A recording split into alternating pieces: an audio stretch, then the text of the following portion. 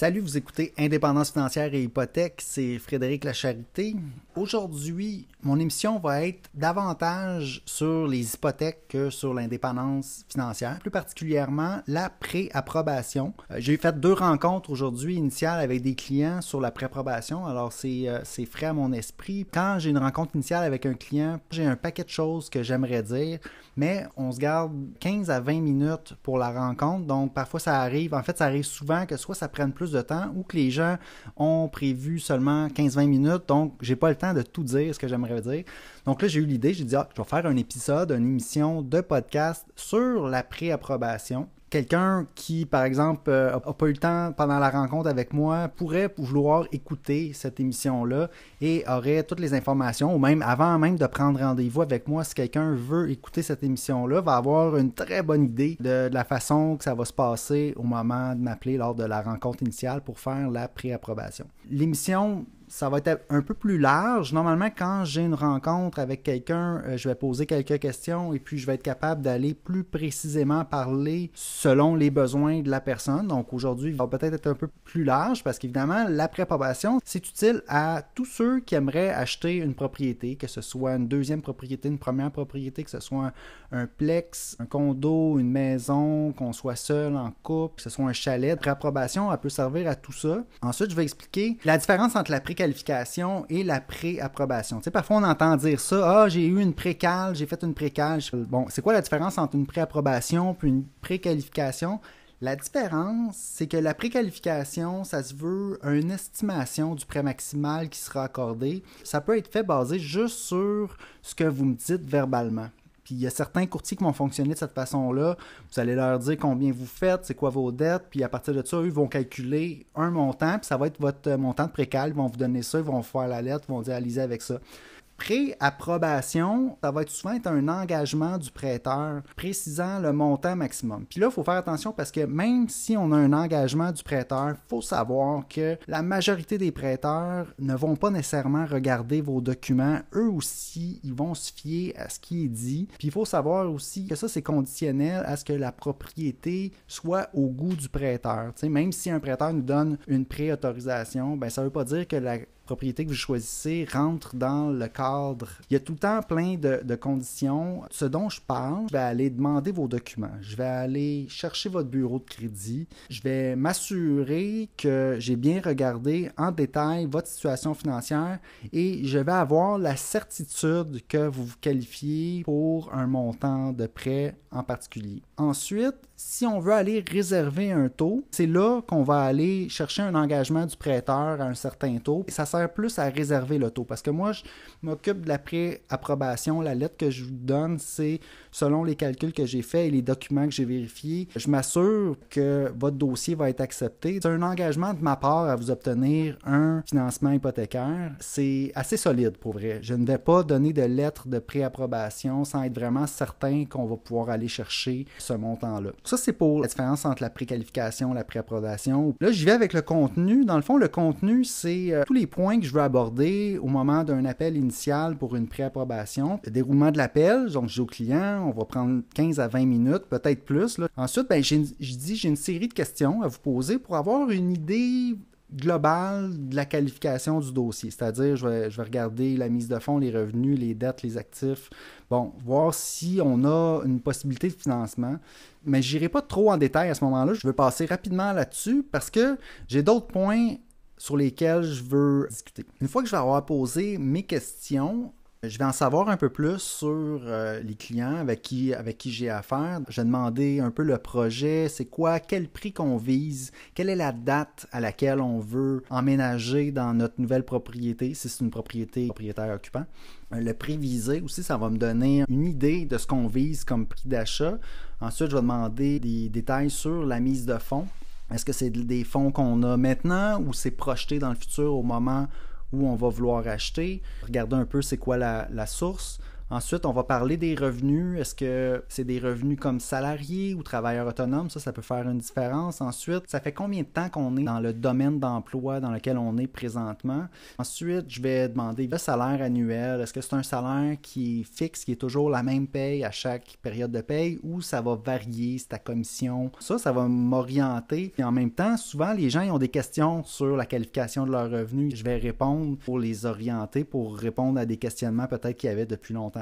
Ensuite, je vais demander des questions sur les dettes. Bon, je vais demander si on a des dettes, si on a des paiements mensuels à faire, parce que tout ça, ça va rentrer dans le calcul de la capacité d'emprunt, donc c'est important de le savoir. Moi, ce que j'aime entendre, c'est non, on n'a aucune dette, ça c'est parfait. Souvent, on a un petit paiement de voiture, donc là, il faut connaître le montant. Rendu à ce moment-là, je vais demander, OK, dossier de crédit, est-ce que vous pensez que c'est beau ou est-ce qu'il y a déjà eu des faillites ou des propositions consommateurs dans le passé? Donc, une fois que j'ai tout posé ces questions-là, je vais parler un peu de moi parce que souvent, c'est une première rencontre, c'est informel, on apprend à se connaître, pose des questions, donc je veux en dire un peu sur moi. Donc, je raconte mon histoire rapidement. Je vais vous dire, OK, ma première carrière, c'était comme développeur logiciel. J'ai fait ça pendant 20 ans dans une PME. Je me sentais à ma place, j'ai fait ça longtemps, mais il me manquait l'aspect humain. Puis entre-temps aussi, j'ai développé une passion pour les finances personnelles. J'ai toujours voulu lancer ma propre affaire. À un certain point, l'indépendance financière m'a permis de quitter mon 9 à 5 pour partir à mon compte dans les services financiers. Puis ensuite, je suis tombé par hasard sur le courtage hypothécaire. J'ai découvert ça en faisant un cours parce que je voulais en savoir plus sur le financement hypothécaire. J'ai découvert ce service-là qui est méconnu de pratiquement la majorité des gens au Québec, que ça peut bénéficier un peu tout le monde parce que c'est un service gratuit. Puis en bout de ligne, on a accès à des services d'un professionnel du financement plus complet que lorsqu'on va directement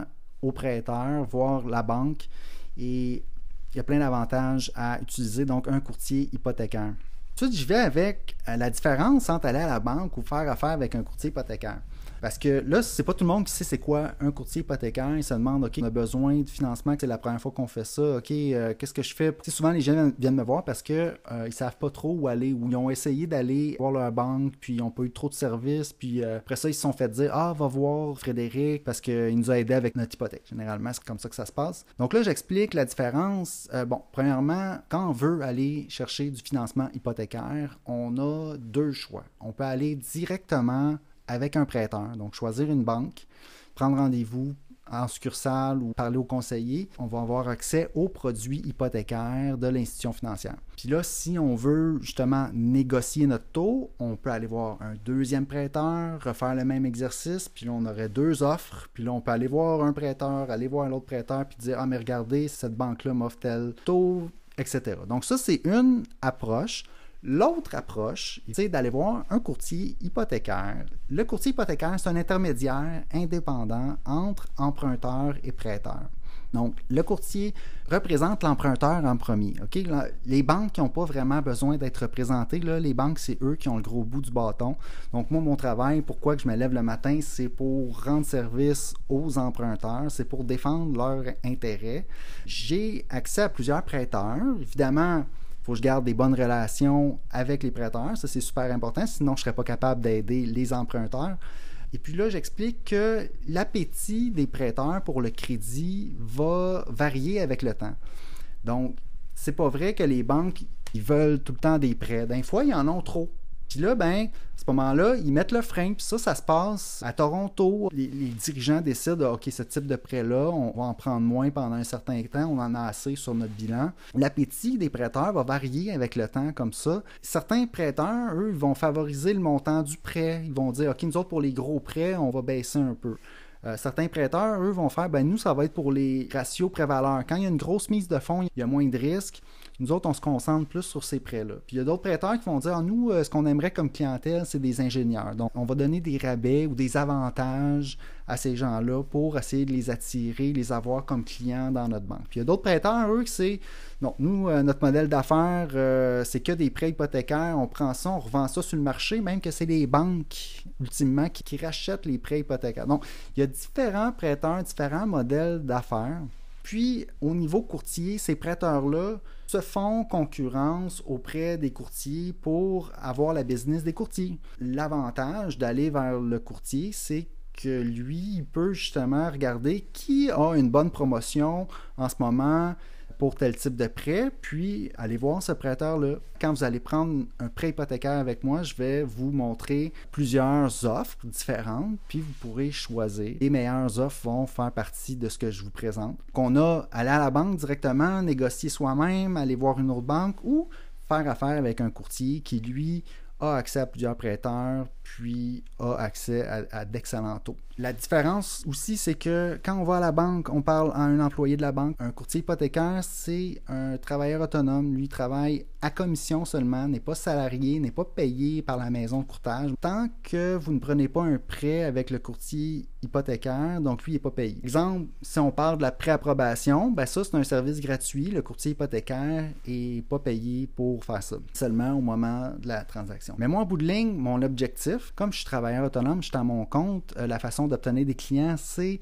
d'avoir un très bon service et d'avoir des références. Donc, mon objectif, dans le fond, c'est d'obtenir un avis 5 étoiles sur Google. Donc, j'ai pas le choix de vous offrir le meilleur service, d'être accessible pour vous tout au long du processus. Ensuite, je parle de la préapprobation. Parce que là, ce qui arrive aussi, c'est que les gens qui viennent me voir, eux, ils ont un projet en tête, mais ils savent pas trop c'est quoi une préapprobation. Je leur dis, bon, regardez, ce que ça vous prend pour votre projet d'achat, c'est une préapprobation. Donc là, ça, c'est la meilleure façon pour procéder. Puis là, je leur explique comment que ça se passe. Donc, pour une préapprobation, moi, j'ouvre un dossier sur la plateforme Planiprêt. Je fais une analyse complète de votre situation financière. Je vais demander vos documents de revenus. Ensuite, je vais demander à voir votre bureau de crédit.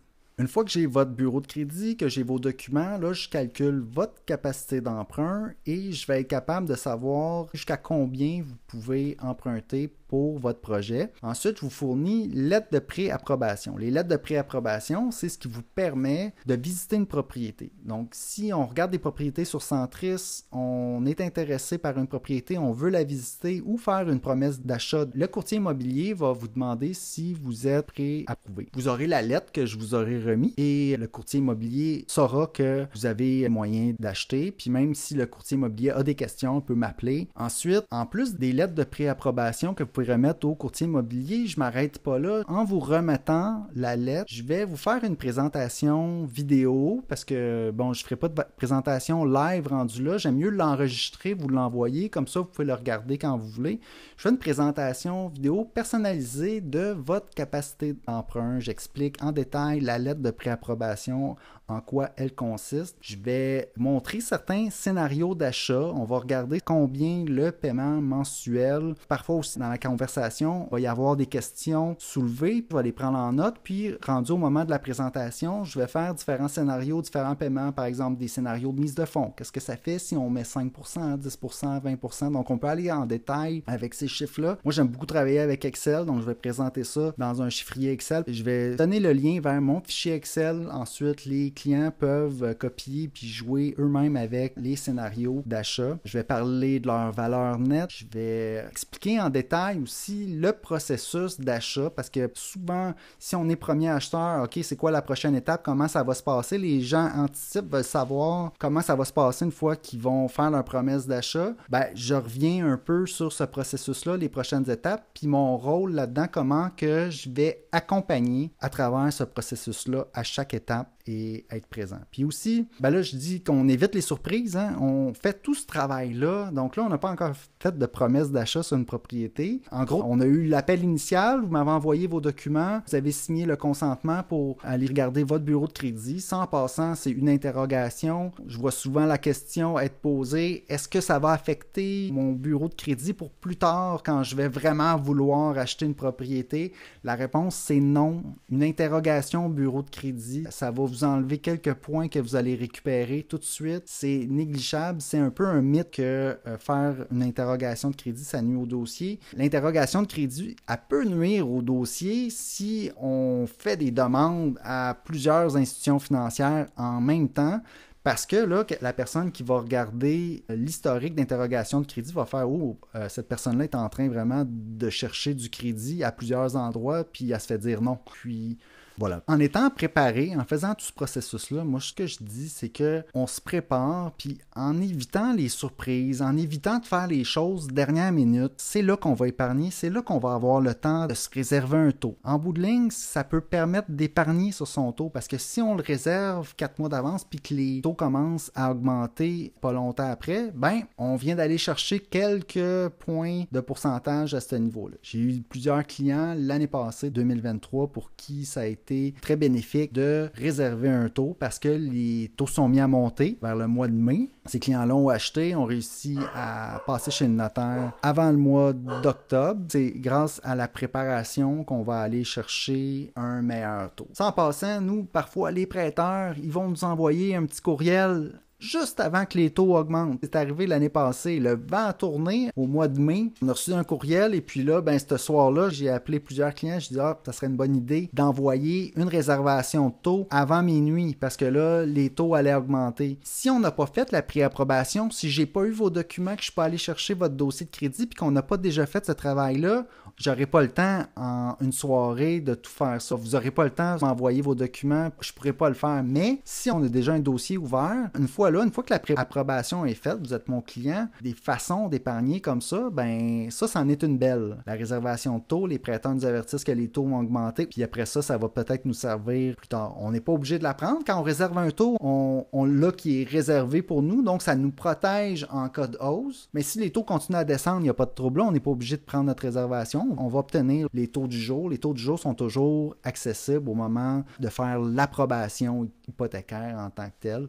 Là, on parle de préapprobation, mais le service d'après, c'est l'achat. J'ai oublié de faire ça. Là. Si je mets en contexte le service de préapprobation, quand je parle de mes services, je dis oui, je suis courtier hypothécaire. Venez me voir pour une préapprobation, achat, renouvellement, refinancement. Donc ça, c'est les 4 familles de services. Moi, j'adore faire la préapprobation. Vous pouvez m'appeler n'importe quand. En plus, ça, c'est pas des dossiers stressants parce que, tu sais, on a le temps. C'est pas grave si c'est pas fait comme le lendemain.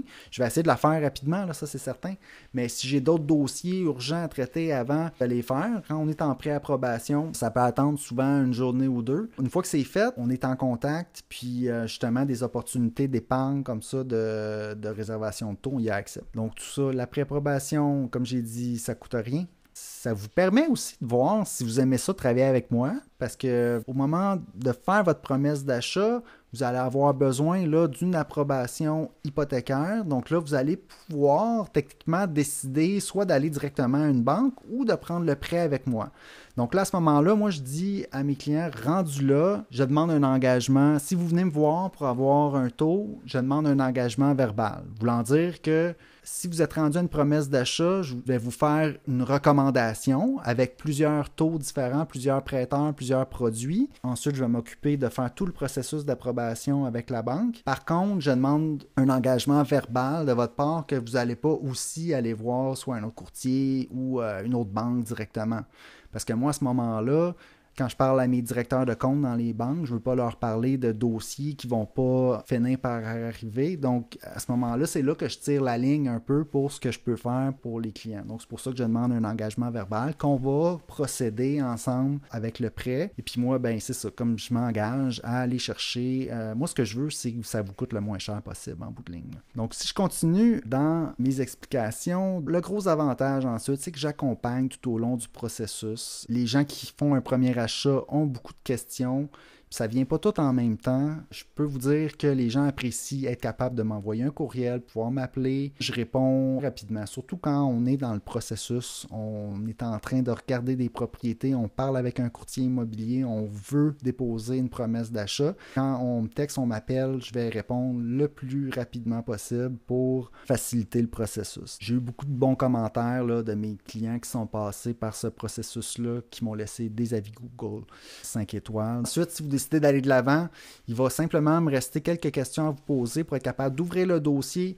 Je vous explique les prochaines étapes, soit la signature du consentement plani-prêt pour aller chercher votre bureau de crédit.